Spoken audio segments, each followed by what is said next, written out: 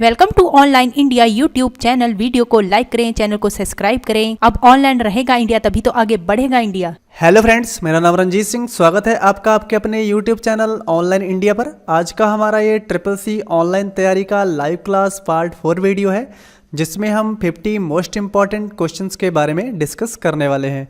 पिछली वीडियो में भी हमने 50 मोस्ट इम्पॉर्टेंट क्वेश्चंस के बारे में डिस्कस किया था। तो चलिए फटाफट लाइव हो जाइए। जो सबसे पहले कमेंट करेगा उसका नाम कमेंट बॉक्स में लिया जाएगा। अगर आपका किसी तरीके का कोई डाउट है या आपको कोई क्वेश्चंस करना है तो आप कमेंट बॉक्स में अपना क्वेश्चन लिख सकते हैं। उसका जवाब आपको नेक्स्ट क्लास में दे दिया जाएगा। अगर आप हमें इंस्टाग्राम पे फॉलो करना चाहते हैं तो आपको इंस्टाग्राम का भी लिंक डिस्क्रिप्शन बॉक्स में मिल जाएगा। वहाँ से जाकर आप हमें इंस्टाग्राम पे फॉलो कर सकते हैं। तो जिन लोगों ने हमारी पिछली सभी क्लासेस को मिस कर दिया है उन्हें मैं बता दूं कि वे हमारे डिस्क्रिप्शन बॉक्स में जाएं, उनको पिछली क्लासेस का सभी का लिंक वहाँ पे मिल जाएगा। तो चलिए शुरू करते हैं आज की क्लास। तो फटाफट लाइव हो जाइए और कमेंट करिए। तो चलिए चलते हैं आज की क्लास में। तो जो सबसे पहले कमेंट करेगा उसका नाम लिया जाएगा कमेंट में। तो चलिए वीडियो को शुरू करते हैं। और आज का हमारा सबसे पहला क्वेश्चन है, निम्न में से सबसे तेज, सबसे बड़ा, सबसे महंगा कौन सा कंप्यूटर है? तो ऑप्शन ए है नोटबुक, बी है पर्सनल कंप्यूटर, सी है लैपटॉप और डी है सुपर कंप्यूटर। तो फटाफट आपको कमेंट करके बताना है कि इसमें कौन सा सबसे महंगा, सबसे बड़ा और सबसे तेज चलने वाला कंप्यूटर है।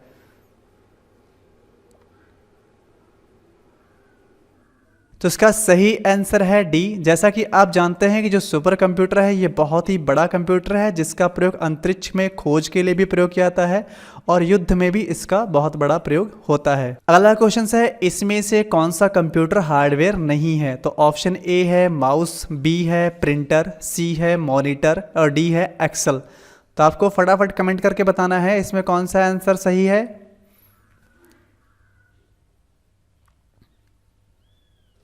तो इसका सही आंसर है डी एक्सेल। तो जैसा कि आप जानते हैं माउस, प्रिंटर और मॉनिटर सभी हार्डवेयर डिवाइस हैं, जिसमें माउस आपका इनपुट डिवाइस है, प्रिंटर और मॉनिटर आपका आउटपुट डिवाइस है। तो इस तरीके से आपका डी आंसर सही है एक्सेल। तो एक्सेल एक एप्लीकेशन सॉफ्टवेयर है जिसमें हम अपनी डाटाबेस शीट्स को तैयार करते हैं। अगला क्वेश्चन है, निम्न में से कौन सा विश्व का पहला लैपटॉप कंप्यूटर बाजार में लाया गया?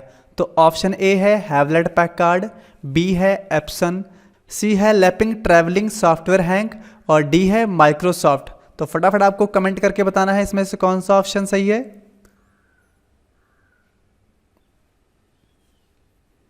तो इसका बी आंसर सही है एप्सन। अगला क्वेश्चन है, किसी कीबोर्ड में इंटर की का अन्य नाम क्या है? तो ऑप्शन ए है रिटर्न की, बी है प्रोग्राम की, सी है हिट की और डी है एक्सिक्यूट की। तो आपको फटाफट कमेंट करके बताना है कि जो हमारे कीबोर्ड में इंटर कीज है उसका दूसरा नाम क्या है।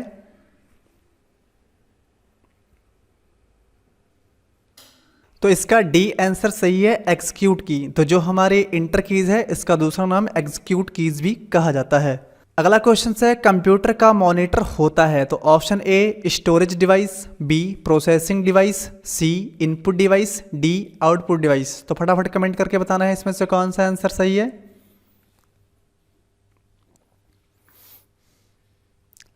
तो इसका डी आंसर सही है आउटपुट डिवाइस। यानी कि जो हमारा कंप्यूटर है ये हमें आउटपुट में वहाँ पर प्रदर्शित करता है स्क्रीन में जो भी हम सीपीयू में काम कर रहे होते हैं। स्टोरेज डिवाइस में आपकी मेमोरीज यानी हार्ड डिस्क और रैम आता है और इनपुट डिवाइस में आपके कीबोर्ड, माउस ये सभी आते हैं और प्रोसेसिंग डिवाइस में आपका सीपीयू होता है। अगला क्वेश्चन है, कंप्यूटर के आविष्कार से निम्नलिखित में से किसका संबंध है? तो ऑप्शन ए मैकमिलन का, बी रंगाभासम का, सी एडिसन का, डी बैलेज का। तो फटाफट आपको बताना है इसमें से कौन सा ऑप्शन सही है।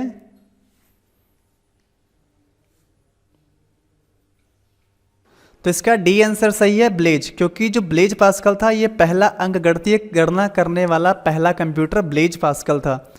अगला क्वेश्चन है, एक इनपुट डिवाइस का उदाहरण है? Option A mouse, B scanner, D A व बी दोनों, डी इसमें से कोई नहीं। तो फटाफट आपको कमेंट करके बताना है इसमें से कौन सी इनपुट डिवाइस है।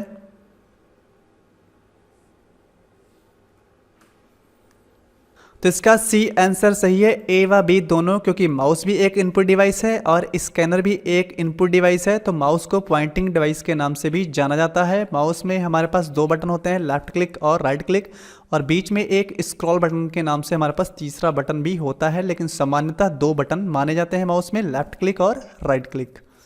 अगला क्वेश्चन है, मेमोरी का कौन सा माप सबसे बड़ा है? Option A MB, B TB, C GB, D KD। तो फटाफट आपको बताना है कि इसमें से सबसे बड़ा माप मेमोरी का कौन सा है।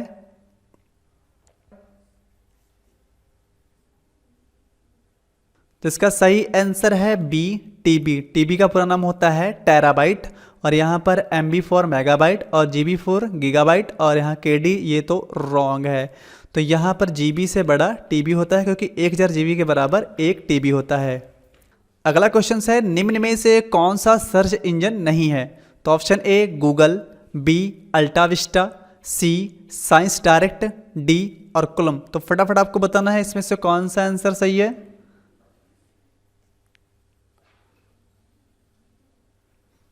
तो इसका सही आंसर है डी अर्कुलम। तो यहाँ पर गूगल और अल्टाविस्टा और साइंस डायरेक्ट ये तीनों ही हमारे सर्च इंजन है, लेकिन अर्कुलम कोई सर्च इंजन नहीं है। अगला क्वेश्चन है, कंप्यूटर बंद होने पर कंटेंट नष्ट हो जाते हैं? ऑप्शन ए स्टोरेज से, बी इनपुट से, सी आउटपुट से, डी रैम से। तो आपको फटाफट बताना है इसमें कमेंट करके कौन सा आंसर सही है।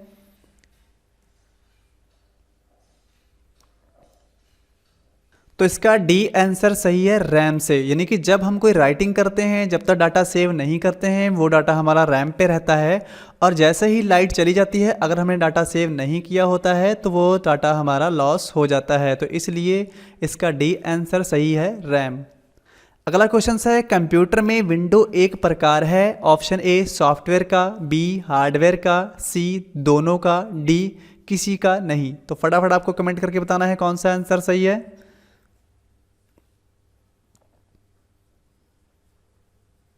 तो इसका ए आंसर सही है, सॉफ्टवेयर का। तो सॉफ्टवेयर तीन प्रकार के होते हैं, सिस्टम सॉफ्टवेयर और हमारे एप्लीकेशन सॉफ्टवेयर और यूटिलिटी सॉफ्टवेयर। तो इसमें हमारा सिस्टम सॉफ्टवेयर होता है, उसमें विंडोज़ आता है, लेकिन तीनों ही हमारे सॉफ्टवेयर हैं, इसलिए यहाँ पर इसका सही आंसर है सॉफ्टवेयर का।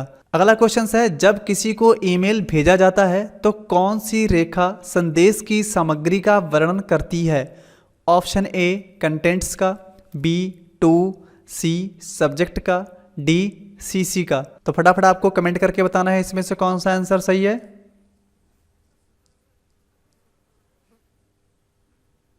तो इसका सी आंसर सही है, सब्जेक्ट। तो जो भी आप संदेश भेज रहे हैं तो सब्जेक्ट से ही पता चलता है कि वो संदेश जो आप भेज रहे हैं उसका संबंध किससे है। अगला क्वेश्चन है, एक फंक्शन के अंदर कोई अन्य फंक्शन जो होता है उसे क्या कहा जाता है? तो ऑप्शन ए है सम, बी है टेक्स्ट, सी है नेस्टेड, डी है राउंड। तो फटाफट आपको कमेंट करके बताना है इसमें से कौन सा आंसर सही है।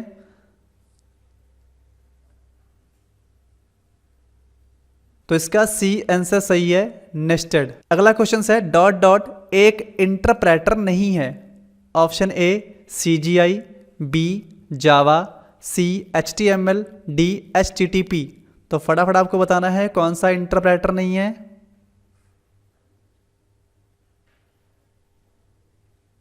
तो इसका डी आंसर सही है, HTTP, जिसका पूरा नाम होता है हाइपर टेक्स्ट ट्रांसफर प्रोटोकॉल। तो HTTP हमारा एक प्रोटोकॉल्स है, लेकिन हमारे HTML और जावा ये सभी हमारे इंटरप्रेटर लैंग्वेज हैं। अगला है, कौन सा वैन कनेक्शन तकनीक नियमित एनालॉग फोन लाइंस पर तेज कनेक्शन उपयोग करती है? तो option A cable, B cellular, C DSL, D VPN। तो फटाफट आपको बताना है इसमें से कौन सा आंसर सही है।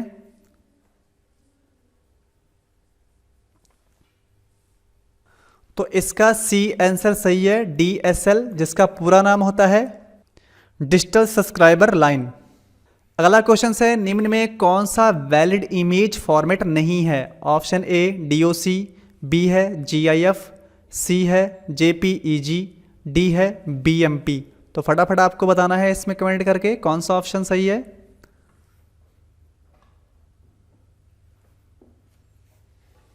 तो इसका ए आंसर सही है, DOC, क्योंकि ये हमारा डॉक्यूमेंट्स फाइल होता है और बाकी सभी हमारे जो फॉर्मेट हैं ये इमेज के ही फॉर्मेट होते हैं।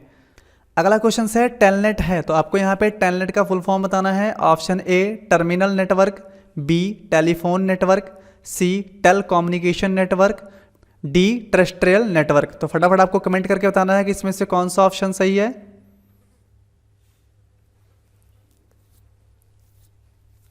तो इसका सी आंसर सही है, टेल कम्युनिकेशन लिमिटेड। अगला क्वेश्चन है हेक्साडेसिमल नंबर सिस्टम में कौन सा सिंबल प्रयोग होता है। ऑप्शन ए 0 से 7, बी 0 से 9, सी 0 से 9 और ए से F, डी इसमें से कोई नहीं। तो फटाफट आपको कमेंट करके बताना है कौन सा इसमें आंसर सही है।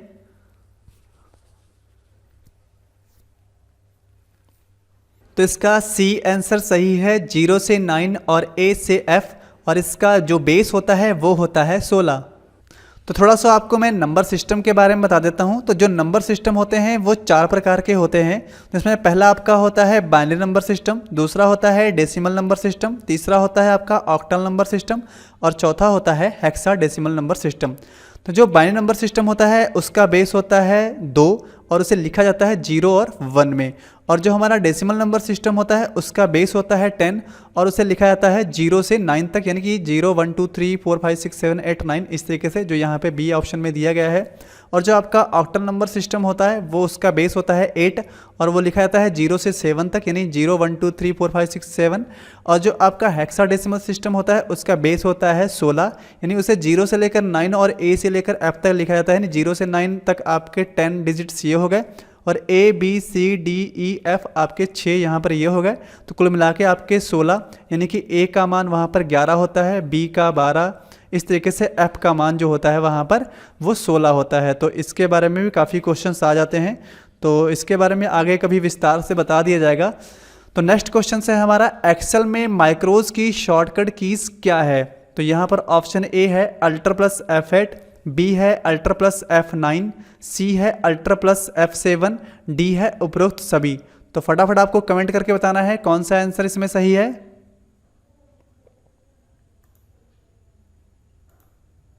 तो इसका सही आंसर है ए Alt+F8। तो माइक्रोज की सहायता से आप डाटा को रिकॉर्ड कर सकते हैं और जहाँ चाहे वहाँ पे रन कर सकते हैं, और इसका शॉर्टकट यहाँ पे आपको बता ही दिया गया है, Alt+F8 होता है। अगला क्वेश्चन है MS वर्ड में बैकस्पेस कुंजी क्या करती है। तो ऑप्शन ए कर्सर के बाएं ओर के करैक्टर को मिटाती है, ऑप्शन बी कर्सर जहां पे स्थित होता है उस करैक्टर को मिटाती है, सी कर्सर के दाएं ओर के करैक्टर को मिटाती है, डी एक शब्द को मिटाती है। तो आपको फटाफट कमेंट करके बताना है कौन सा ऑप्शन इसमें सही है।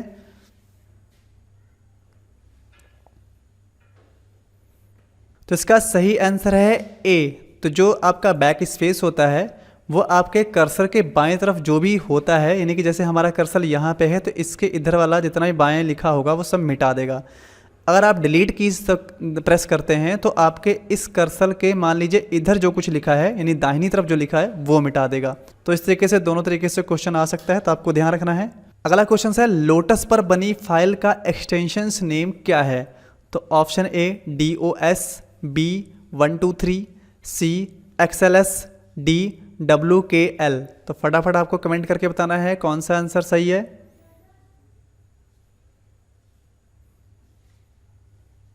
तो इसका सही आंसर है बी 123। अगला क्वेश्चन है फाइल को प्राप्त करने या संग्रहित करने में किसका उपयोग होता है। Option A FTP, B DNS, C WAIS, D NFS। तो फटाफट आपको बताना है कौन सा ऑप्शन इसमें सही है।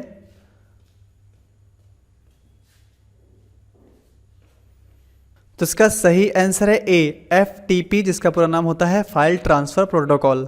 अगला क्वेश्चन है बैंक किस पर ब्याज देता है। ऑप्शन ए डिपॉजिट पर, बी लोन्स पर, C both deposit and loans दोनों पर, डी नन ऑफ दीज। तो फटाफट आपको कमेंट करके बताना है कौन सा आंसर इसमें सही है।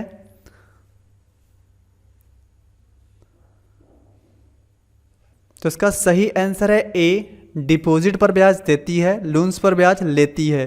तो इस तरीके से ये ऑप्शन दोनों ही रॉन्ग हैं, तो पहला आंसर सही है। अगला क्वेश्चन है कंप्यूटर केवल ... के साथ कार्य करके डाटा को सूचना में संशोधित करता है?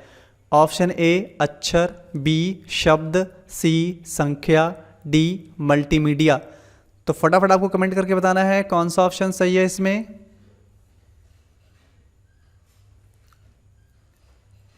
तो इसका सी आंसर सही है, संख्या। तो जो कंप्यूटर होता है केवल संख्या के साथ ही कार्य करके डाटा को सूचना में संबोधित करता है, जैसे कि संख्या मीन्स मशीनरी लैंग्वेज 0 और 1। अगला क्वेश्चन है किसी मान्य सेल का पता नहीं है। तो option A 119, B 5BC10, C HH77, D DF6780। तो फटाफट आपको इसमें कमेंट करके बताना है कौन सा इसमें मान्य सेल नहीं है, यानी सेल का एड्रेस सही नहीं है। तो फटाफट कमेंट कीजिए और बताइए।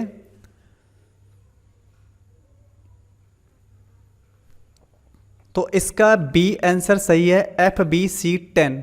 तो ये जो है ये वैध पता नहीं है, मतलब ये बिल्कुल भी सही नहीं है, क्योंकि आप जैसे यहाँ पे कैल्क में आते हैं तो यहाँ पर आप किसी भी सेल पे अगर क्लिक करते हैं तो आप यहाँ पे जानते हैं कि पहले कॉलम का नाम उसके बाद संख्या होती है। तो यहाँ पर अगर आप इस क्वेश्चन में देखें तो यहाँ पर पहले संख्या लिखी गई है, उसके बाद यहाँ पर कॉलम का नाम लिया गया है। तो इस तरीके से ये बिल्कुल भी वैध नहीं है। अगला क्वेश्चन है वर्ड में जूम का अधिकतम साइज क्या है? Option A 400%, B 500%, C 200%, D 300%। तो आपको कमेंट करके बताना है फटाफट कौन सा आंसर सही है इसमें।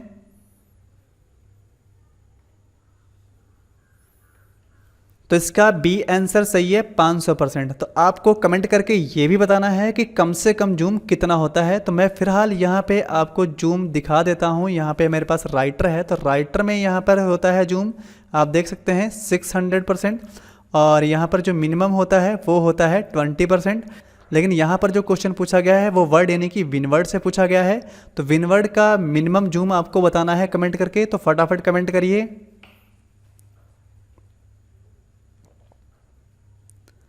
तो चलिए कमेंट में सही बता दिया गया है, किसने बताया है। तो अगला क्वेश्चन है निम्न में कौन सा यूटिलिटी सॉफ्टवेयर है? Option A disk compressions, B MS Word, C MS Excel, D Windows. तो फटाफट आपको कमेंट करके बताना है कौन सा आंसर सही है।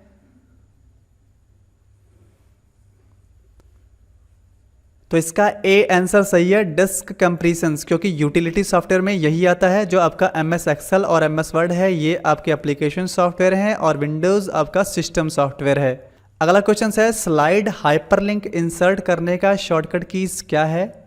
ऑप्शन ए Ctrl+H, बी है Ctrl+K, सी है Ctrl+D, और डी है हाइपरलिंक इंसर्ट नहीं किया जा सकता है। तो फटाफट आपको कमेंट करके बताना है कौन सा आंसर सही है।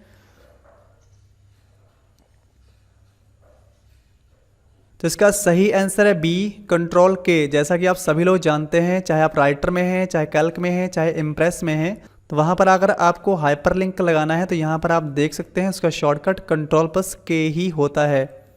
अगला क्वेश्चन है वेब डिजाइनिंग लैंग्वेज है, तो इसमें आपको वेब डिजाइनिंग लैंग्वेज छाटना है। Option A HTML, B Java, C Basic, D Visual Basic. तो आपको फटाफट कमेंट करके बताना है कि वेब को डिजाइन करने के लिए कौन सा लैंग्वेज यूज किया जाता है।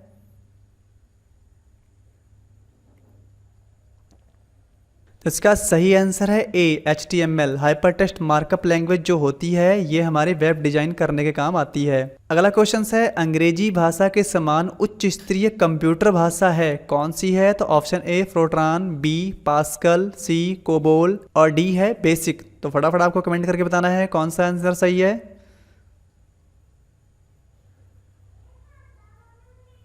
तो इसका सही आंसर है सी कोबोल। तो जो कोबोल है ये उच्च स्तरीय भाषा है, हाई लेवल लैंग्वेज है, क्योंकि लैंग्वेज दो तरीके की होती हैं, low level language, high level language. तो कोबोल आपकी हाई लेवल लैंग्वेज उच्च स्तरीय कंप्यूटर भाषा है, और फोर्ट्रान, पास्कल, बेसिक ये आपकी तीनों ही लो लेवल लैंग्वेज हैं। अगला क्वेश्चन है कंप्यूटर भाषा जावा के आविष्कारक कौन है? तो option A IBM, B Microsystem, C Sun Microsystem, और डी है इन्फोसिस्टम। तो फटाफट आपको कमेंट करके बताना है कि जावा के आविष्कारक कौन है।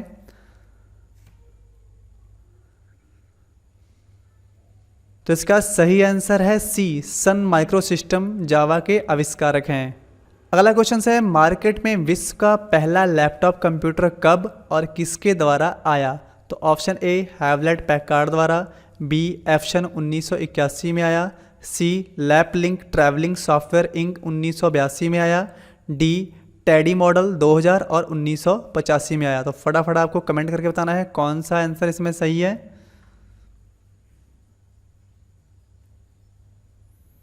तो इसका बी आंसर सही है, एप्सन, जो 1981 में सबसे पहले बनाया गया। अगला क्वेश्चन है, विंडो को रिफ्रेशिंग करने के लिए कीबोर्ड से आप कौन सा शॉर्टकट कीज प्रेस करेंगे? तो option A F2, B F3, C F4, D F5। तो फटाफट कमेंट करके बताइए कौन सा आंसर सही है।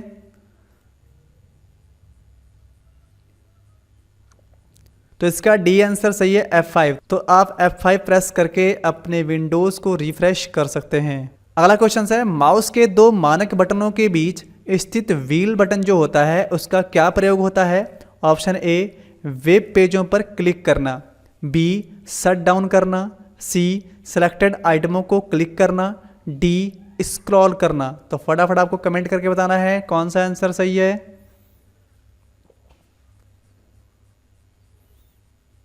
तो इसका डी आंसर सही है, स्क्रॉल करना। जैसा कि उसका नाम ही स्क्रॉल बटन है तो बीच वाले बटन का, तो यहाँ पर जब स्क्रॉलिंग करते हैं आप माउस से तो इस तरीके से आप अपने पेज को ऊपर नीचे स्क्रॉल कर सकते हैं। अगला क्वेश्चन है, डीवीडी का आशय है, यानी डीवीडी का फुल फॉर्म बताना है। Option A digital video disk, B digital and video drive, C disk virtual drive और डी है डबल वॉल्यूम डेंसिटी। तो फटाफट आपको कमेंट करके बताना है कौन सा आंसर सही है।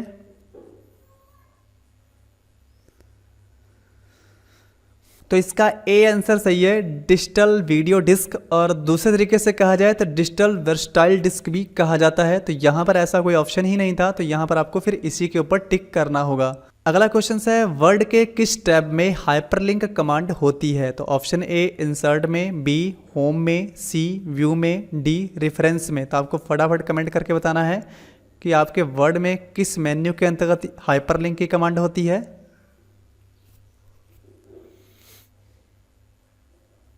तो इसका ए आंसर सही है, इंसर्ट में। जैसे कि मैंने अभी आपको बताया भी था, तो जैसे ही आप इंसर्ट में जाएंगे यहाँ पर हाइपरलिंक की कमांड देख सकते हैं। जब हम यहाँ पे शॉर्टकट देखने आए थे तो वो आपका मेन्यू इंसर्ट था जिसमें हाइपरलिंक होता है। अगला क्वेश्चन है, समय और दिनांक के डाटा को एक्सेल में संख्या की तरह प्रयोग किया जाता है। Option A true, B false. तो फटाफट आपको कमेंट करके बताना है ये बात सही है या गलत।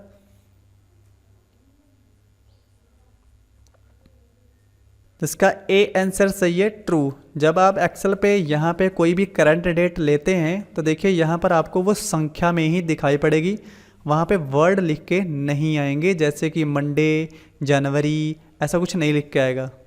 अगला क्वेश्चन है, वेब पेज की भाषा पास्कल होती है। Option A true, B false. तो फटाफट आपको कमेंट करके बताना है सही है या गलत।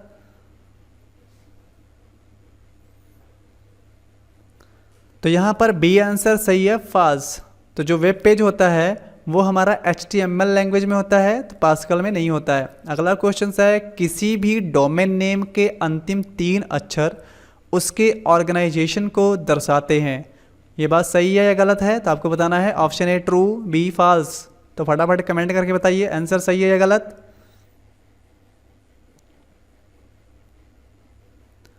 तो इसका ए आंसर सही है, ट्रू। क्योंकि आप सभी जानते हैं जैसे कोई भी वेबसाइट होती है, मान लीजिए यहाँ पे हम एक वेबसाइट का नाम ले लेते हैं इस तरीके से, जैसे upscs.com, कॉम कमर्शियल है, .gov आपने लगा होगा, वो गवर्नमेंट की होती हैं, .org जैसे लिखा होता है कानपुर यूनिवर्सिटी .org, तो वहाँ पर जो org वो ऑर्गेनाइजेशंस है। तो इस तरीके से जो पीछे के 3 अक्षर डॉट के साथ लिखे जाते हैं वो किसी ना किसी ऑर्गेनाइजेशन को बताते हैं कि जो वेबसाइट है किससे संबंध रखती है। तो .com कमर्शियल है, ORG आपका ऑर्गेनाइजेशंस है, IN इंडियन है ना। तो इस तरीके से जो पीछे लगे होते हैं डोमेन 3 अक्षर, तो वो आगे की जो वेबसाइट होती है उसके बारे में ही बताते हैं कि ये वेबसाइट कैसी हो सकती है। अगला क्वेश्चन है, MS-DOS एक कमांड लाइन इंटरफेस है। Option true, B false. तो फटाफट आपको बताना है ये आंसर सही है या गलत है।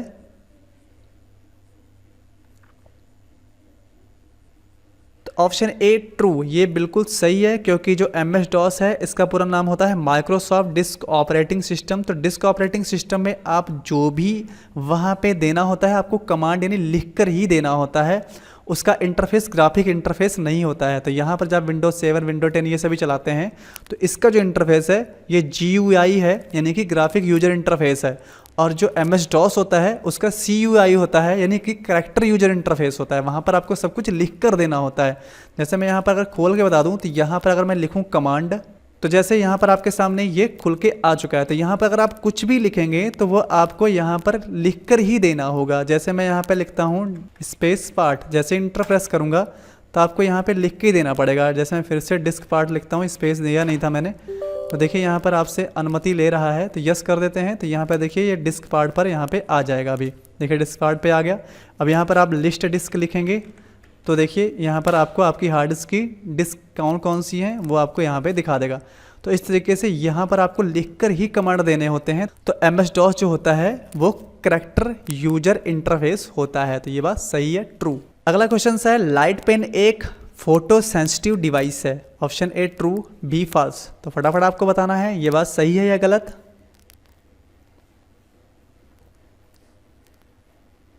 तो इसका ए ऑप्शन सही है, ट्रू।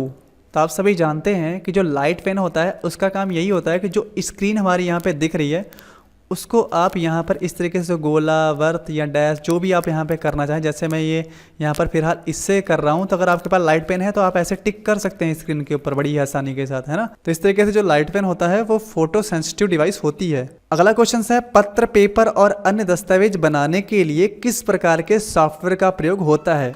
तो ऑप्शन ए ऑपरेटिंग सिस्टम का, बी स्प्रेडशीट का, सी डाटाबेस का, डी वर्ड प्रोसेसर का। तो फटाफट आपको कमेंट करके बताना है कि इसमें से कौन सा आंसर सही है।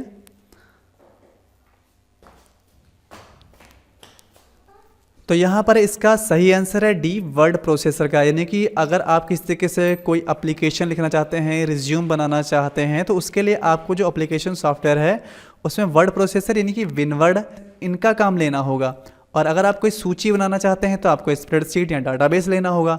और ऑपरेटिंग सिस्टम जो होता है वो तो हमारे हार्डवेयर को संचालित करने का काम होता है, जिसमें आपका विंडोज 7 विंडो 10 ये सभी जो आपके होते हैं ये ऑपरेटिंग सिस्टम सॉफ्टवेयर होते हैं। तो जब हम ऑपरेटिंग सिस्टम ऑपरेट कर लेते हैं उसके बाद ही हम एप्लीकेशन सॉफ्टवेयर उसके ऊपर यूज कर सकते हैं। तो यहाँ पर नंबर 1 पे तो ऑपरेटिंग सिस्टम की ही ज़रूरत होती है। लेकिन फिलहाल यहाँ पर अगर आप कोई एप्लीकेशन, पेपर या किस तरह के कोई डॉक्यूमेंट्स तैयार करना चाहते हैं तो वहाँ पर आपको वर्ड प्रोसेसर यानी कि विनवर्ड या राइटर की ज़रूरत पड़ेगी। तो इसका डी आंसर सही है। अगला क्वेश्चन है किसी स्लाइड को कैसे स्टॉप किया जा सकता है। तो ऑप्शन ए है एस्केप को प्रेस करने से, बी लेफ्ट एरो को प्रेस करने से, सी डाउन एरो को प्रेस करने से, डी इसमें से कोई नहीं। तो आपको फटाफट कमेंट करके बताना है इसमें कौन सा आंसर सही है।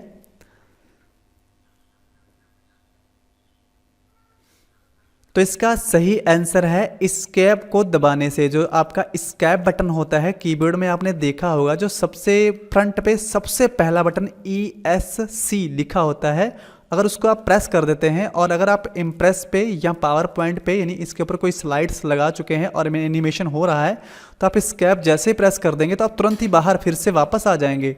तो इस तरीके से इसका जो सही आंसर है वो ए है, एस्केप प्रेस करने से। अगला क्वेश्चन है उस बार का नाम है जो सामान्यतः विंडोज स्क्रीन में स्टार्ट मेन्यू को होल्ड करता है।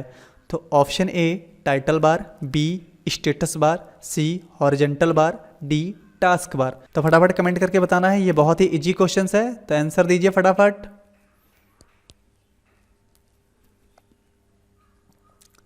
तो इसका डी आंसर सही है, टास्क बार। जैसे आप यहाँ पे देख सकते हैं जो नीचे वाला ये जो बार है इस पूरे बार का नाम है टास्क बार। तो ये जो विंडोज़ बटन यहाँ पे विंडोज़ है तो ये टास्क बार के ऊपर होता है। और यहाँ पर मैं आपको और थोड़ी जानकारी दे दूँ तो इधर का जो एरिया होता है इसे नोटिफिकेशन एरिया बोलते हैं।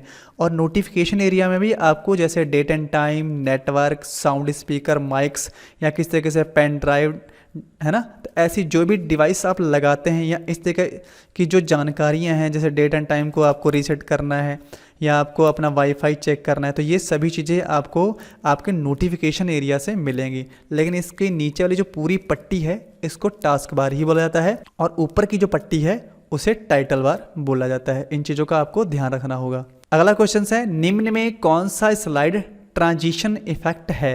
Option A wipe all over, B dissolve, C bit by bit, D कोई नहीं। तो फटाफट आपको बताना है कौन सा आंसर सही है।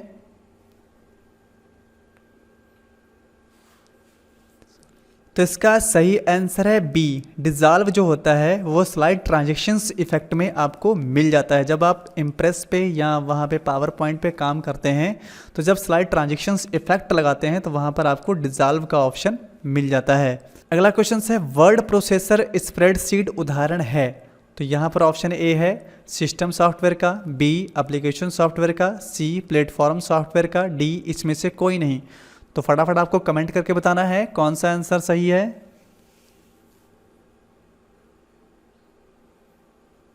तो इसका बी आंसर सही है, एप्लीकेशन सॉफ्टवेयर। तो इसके बारे में पहले भी डिस्कस कर चुके हैं। जो हमारा विनवर्ड, एक्सेल, पावर पॉइंट ये सभी जो होते हैं ये एप्लीकेशन सॉफ्टवेयर होते हैं, और सिस्टम सॉफ्टवेयर विंडोज 7, विंडोज 10 ये सभी हमारे सिस्टम सॉफ्टवेयर होते हैं। तो इसलिए यहाँ पर स्प्रेडशीट प्रोसेसर की बात हो रही है, तो ये हमारा एप्लीकेशन सॉफ्टवेयर होता है। अगला क्वेश्चन है, कोबोल क्या है? तो ऑप्शन ए कोयले की राख, बी कंप्यूटर भाषा, सी नई पॉप, डी इसमें से कोई नहीं। तो फटाफट आपको कमेंट करके बताना है कौन सा आंसर सही है। बहुत ही इजी क्वेश्चन है।